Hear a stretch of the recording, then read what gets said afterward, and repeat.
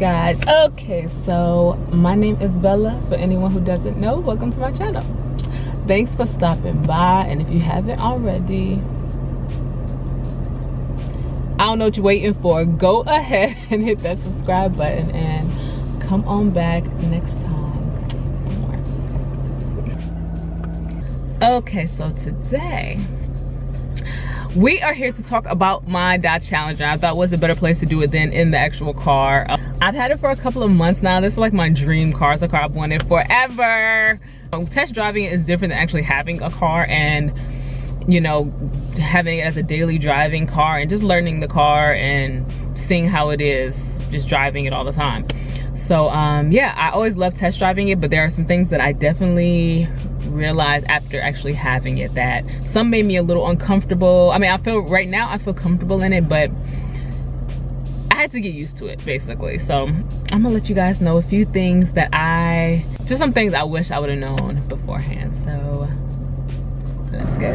Okay, so one of the first things that you're gonna have to deal with getting a Challenger, at least me, because I came from a 4-cylinder Nissan Altima, is the gas. Like I said, people will be like, oh, so much gas, and you know, something that was kind of on my mind, and gas out here in LA is expensive.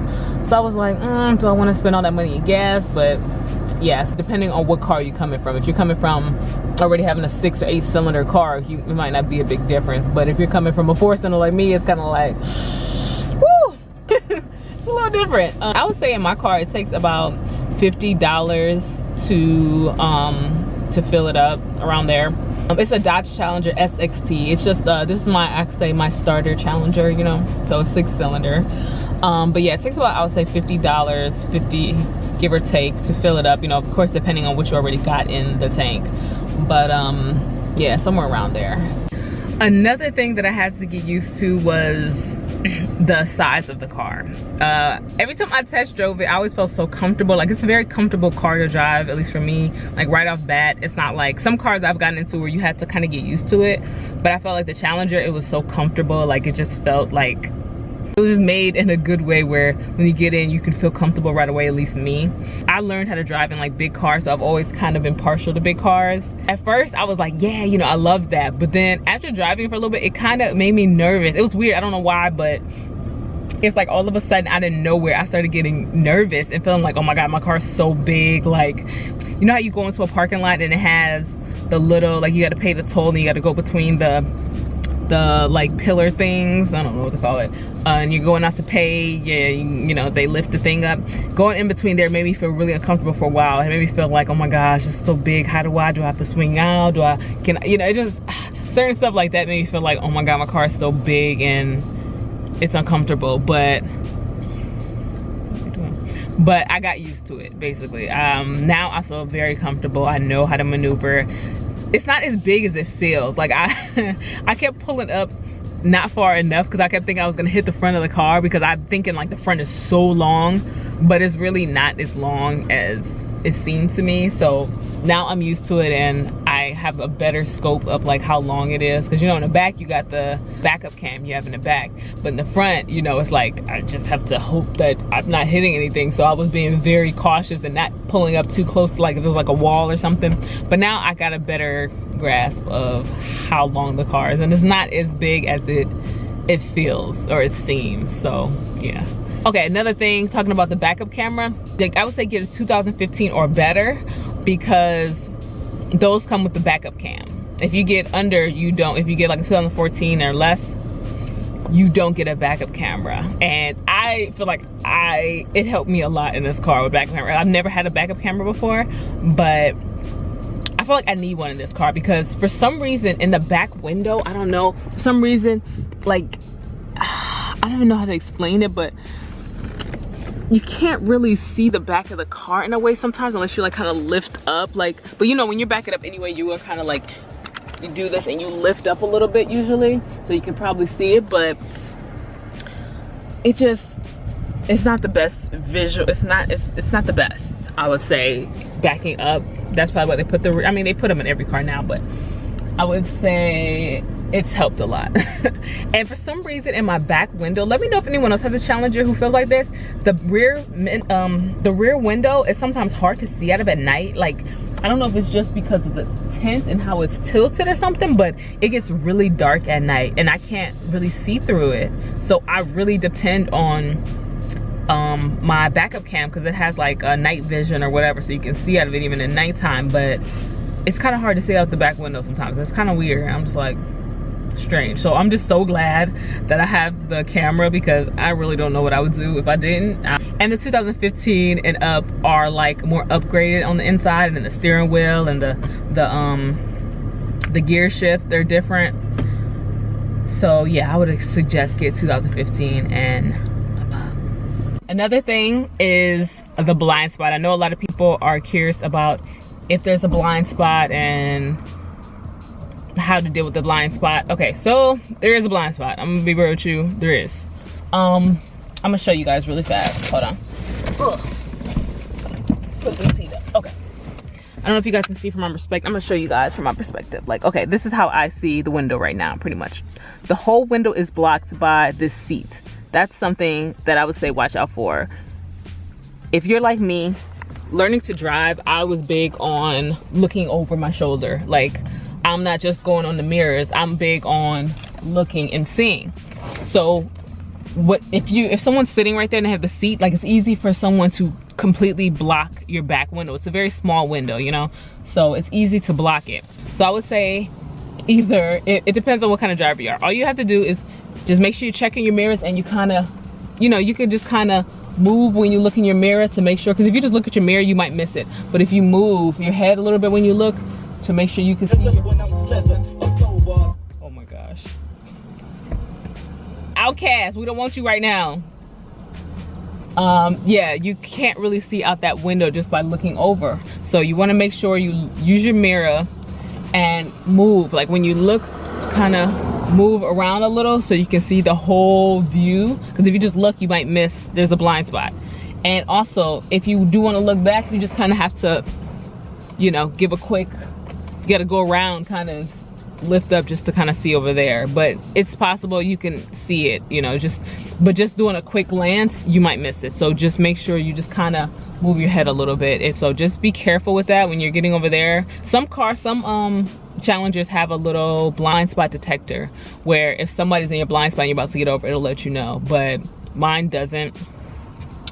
So I just have to be careful, and sometimes I'll just tell people, like, put your seat back a little bit more so I can see out the back window, or I just, like I said, I've learned now I just have to like move my head back a little bit if I'm checking the mirror, and then just look over a little, or just as long as I move around I can see it. But if I just do a quick glance, I could miss it, if you know what I'm saying. So there is a blind spot. They're tiny back windows, which I'm not used to. There's a lot of dark interior in here, so it makes it feel like kind of closed in. So that's another thing. I felt a little like, oh my god, I feel like I'm so closed in and boxed in, and then the windows are small. I kind of felt a little uncomfortable with that at first, so I had to get used to that. But you could definitely get used to it. It's not like a deal breaker. It doesn't make me feel like I regret getting it or anything. It's just something you got to get used to and be careful when you're first getting it. Take your time getting over, and just really check your blind spots through your mirror and do a little glance over. And it's a lot of room up here in the front, but in the back it is fairly small, and there's not much leg room. So, you know, if you have a bunch of people, you know, the taller person of course put in the front, and yeah.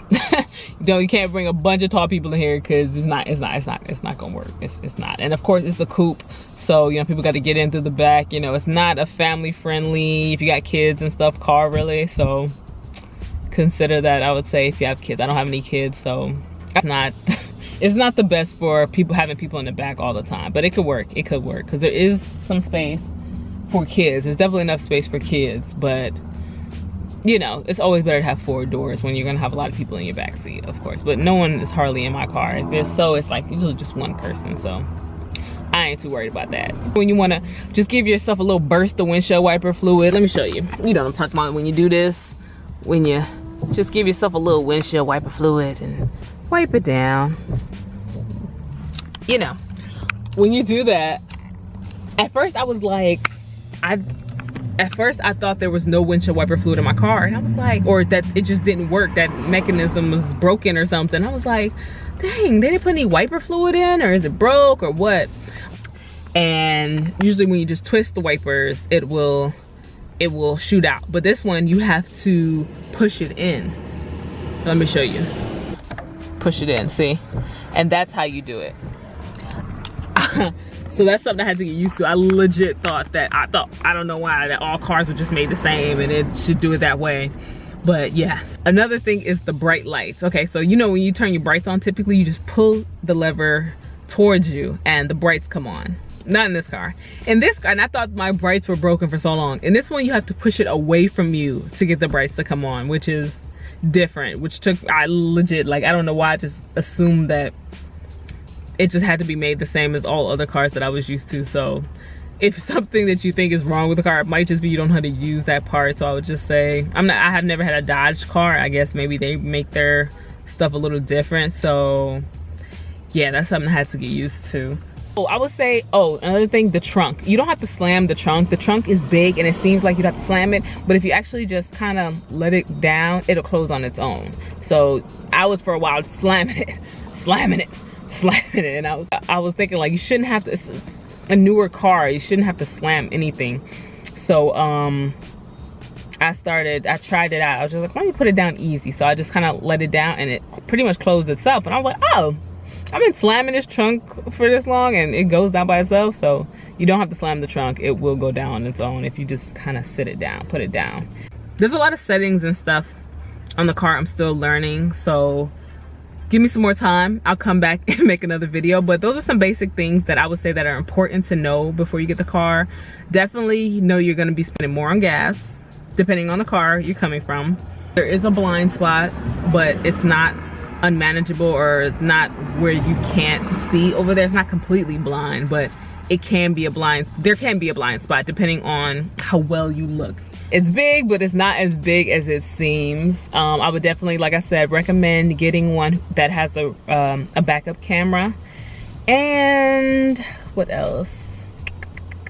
And just, I would say, play with it, because a lot of the stuff doesn't work like other cars work. Like I've had like Nissans and Hondas and stuff like that, and they're different. So I would say definitely learn that. And I'm also, if you guys have any advice on how to drive the put it in manual and drive the automatic manual setting where you put it in manual, let me know, because that's what I'm trying to work on now. I want to learn how to use the manual setting.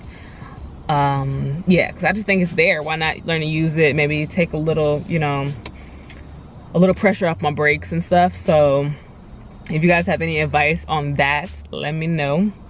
Yeah, everything else I would say right now is really good. Nothing else I feel like I really had to get used to. Yeah, that's all I can think of right now. Yeah. And I have some little upgrades I want to do on my car. I will let you guys know about those. This is going to be like a project car for me, honestly. I plan on doing a lot to, not a lot, but there's a few things that I plan on doing to this car. So I'm excited to just do these little upgrades, and I will show you guys and bring you guys along if you guys are interested to see. And yeah, I'm excited. Like I said, this is my starter challenger. This is like a little project for me, so I'm excited and I'm happy that I have it, and just to see what I can create, you know, make it custom for me. So yeah. All right, so if you like this video, you already know what to do. Help a sister out and give it a thumbs up. Subscribe, share, comment, and all that good stuff. And come on back next time for more. Well, all right, you guys. Until next time.